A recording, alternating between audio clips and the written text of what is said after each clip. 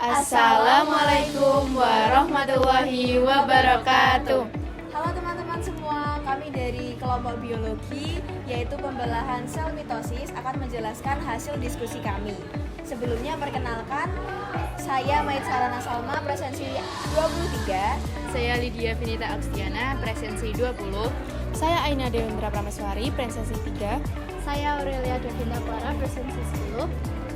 Nah, setelah kenalan, kita akan langsung membahas ke pembelahan mitosis hasil diskusi. Mitosis adalah proses pembelahan sel tubuh yang menghasilkan dua sel anakan yang identik dengan induknya. Proses ini sangat penting untuk pertumbuhan dan perbaikan jaringan dalam tubuh.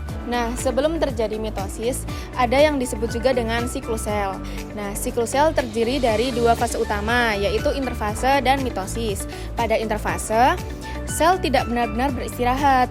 Nah, justru sel aktif dalam melakukan persiapan pembelahan. Interfase terbagi menjadi 3 tahap. Yang pertama, fase G1.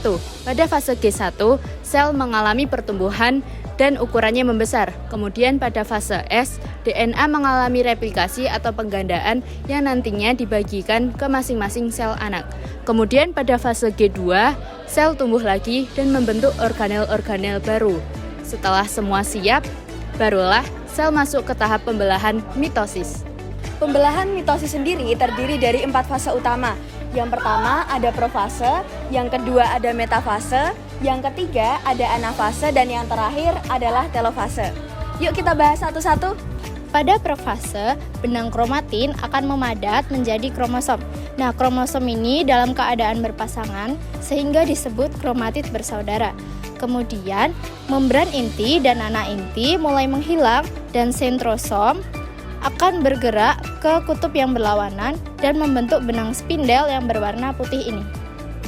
Nah, pada metafase, kromosom bergerak dan berjajar di tengah sel, tepatnya di bidang ekuator. Sentromer dari setiap kromosom tersusun rapi membentuk satu baris. Pada anafase, pasangan kromatid mulai berpisah karena ditarik oleh benang spindel. Setiap kromatid bergerak menuju kutub yang berlawanan. Pada saat ini, jumlah kromosom di setiap kutub sama dengan jumlah sel induknya.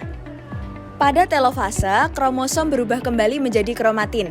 Membran inti terbentuk lagi, nukleolus muncul kembali, dan benang spindel menghilang. Setelah itu terjadi sitokinesis, di mana sitokinesis ini adalah pembagian sitoplasma yang membuat sel terbagi atau terbelah menjadi dua.